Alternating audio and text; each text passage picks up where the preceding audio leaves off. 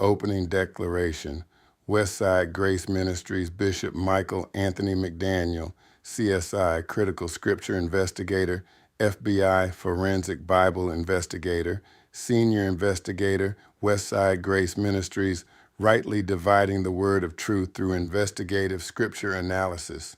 Sermon title, What is Training Your Mind? Central text, Philippians 4:8-9, KJV.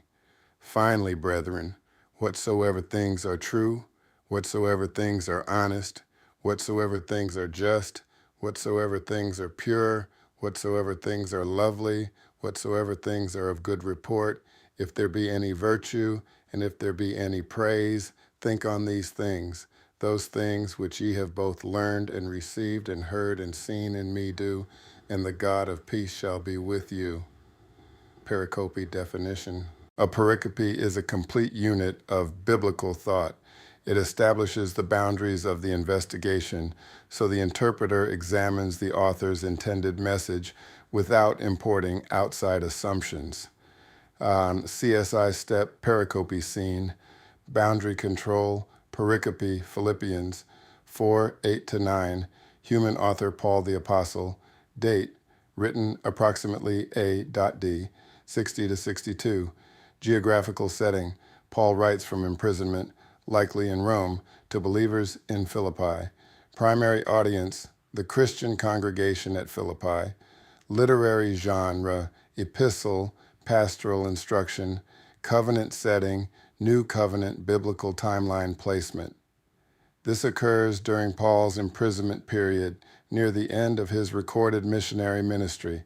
Main focus, the discipline of the Christian mind and the connection between thought patterns and spiritual living. CSI scene evidence.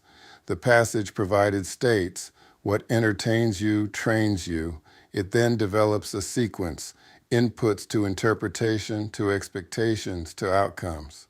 Paul presents a remarkably similar spiritual sequence, thoughts to actions to peace.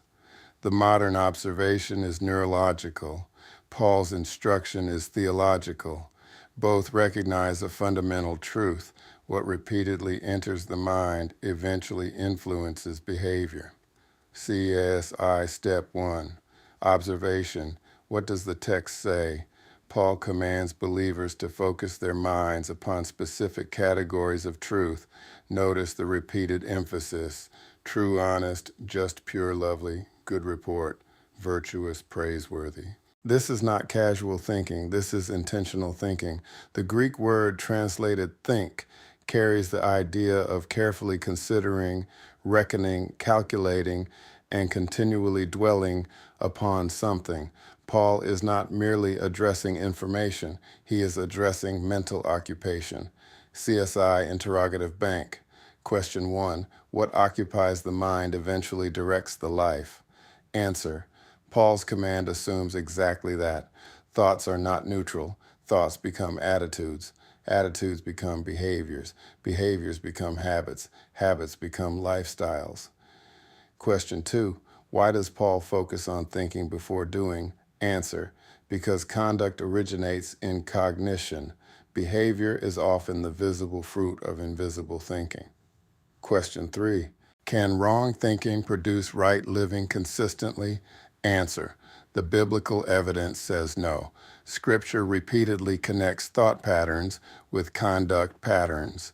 CSI Step 2. Interpretation. What did Paul mean?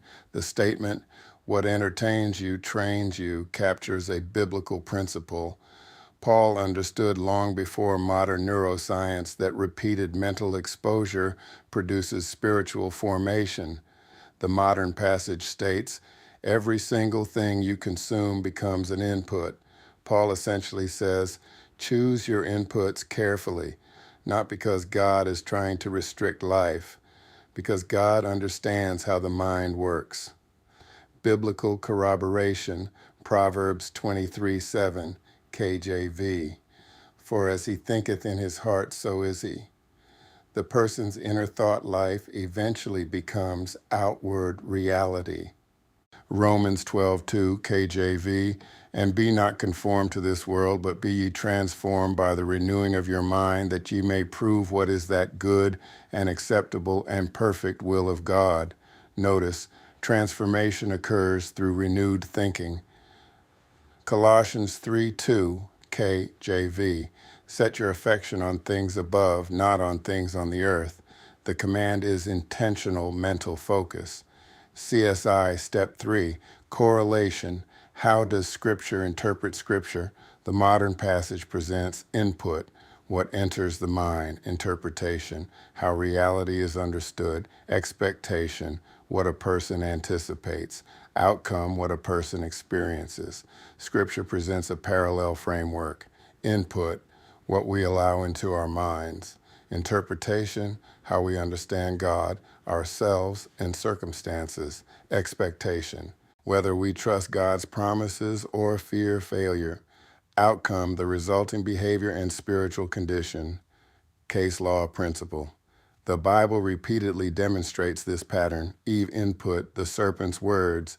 Interpretation, God may be withholding something. Expectation, disobedience will produce advantage. Outcome, sin entered the human experience. Caleb and Joshua input, God's promise. Interpretation, God is trustworthy. Expectation, victory is possible. Outcome, faithful obedience. The 10 spies, input, visible obstacles. Interpretation, we cannot win. Expectation, defeat. Outcome, unbelief. The same environment, the same evidence, different interpretations, different expectations, different outcomes. SI Step 4, application. What does it mean today? Modern neuroscience discusses filtering systems in the brain. The passage references the reticular activating system. While Paul did not use neurological terminology, he clearly understood the practical reality. What receives continual attention gains increasing influence. The believer should therefore ask, what am I feeding my mind? What voices dominate my attention? What content repeatedly shapes my perspective? What narratives am I rehearsing daily? The investigation becomes personal, not what is everyone else watching, but what is training me? Practical inventory. If a person continually consumes fear, negativity, cynicism, bitterness, gossip, corruption, these become interpretive lenses. Eventually, reality is viewed through them. If a person continually consumes scripture, truth, wisdom, sound doctrine, godly examples, Christ-centered thinking, those become interpretive lenses. CSI, Step 5, transformation. What must change?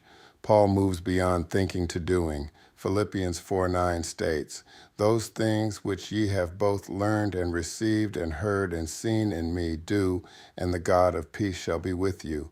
Notice the progression. Right thinking, right learning, right receiving, right practice. Peace. Many want peace without changing the mental inputs, producing unrest. Paul reverses the order. Change the inputs, change the thinking, change the practice, experience the peace. Salvation, justification, and sanctification, classification, primary classification. Progressive sanctification. Paul is addressing believers who have already been justified. The focus is not obtaining salvation. The focus is ongoing transformation through disciplined thinking and obedient living. Hermeneutical analysis. The passage teaches 1. Thinking can be commanded. 2. Mental focus is a moral responsibility. 3. Spiritual growth is connected to disciplined thought. 4. Believers are responsible for evaluating their inputs. 5. Godly thinking produces godly living. Apologetics analysis. Some argue thoughts do not matter if actions remain acceptable. Scripture rejects this idea. Jesus repeatedly addressed the heart and mind as the source of conduct. External behavior without internal transformation is not biblical discipleship. CSI interrogation module. Investigation question. If repeated exposure changes behavior, Why would believers assume entertainment is spiritually neutral? Investigation answer. Because culture often treats amusement as harmless, while Scripture treats repeated exposure as formative. Investigation. Question. Can repeated negative inputs shape faith expectations? Investigation answer. Both biblical examples and daily experience demonstrate that expectations are heavily influenced by repeated thought patterns. An investigation question. What is the difference between information and formation? Investigation answer. Information enters the mind. Formation occurs when repeated information becomes part of one's thinking and conduct. Sermon summary. The modern statement says inputs shape interpretation. Interpretation shapes expectations. Expectations shape outcomes. Paul teaches, think on truth, practice truth, experience God's peace. The two ideas converge on one central reality.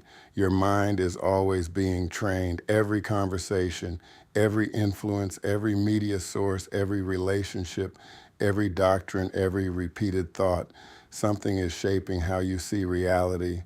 Paul's solution is not merely to remove bad inputs, it is to intentionally replace them with what is true, honorable, just, pure, lovely, and praiseworthy. The question is not whether you are being trained. The question is who or what is doing the training. Closing challenge. Investigators of Scripture must continually examine the sources shaping their thinking. Before attempting to change outcomes, examine the influences producing those outcomes. A transformed life begins with a transformed mind, and a transformed mind is cultivated through continual exposure to God's truth. Like, share, and follow this ministry. Copyright Westside Grace Ministries. All rights reserved. Prepared for teaching and discipleship by Bishop Michael Anthony McDaniel, CSI, Critical Scripture Investigator, FBI, Forensic Bible Investigator, Senior Investigator, Westside Grace Ministries, rightly dividing the word of truth through investigative scripture analysis.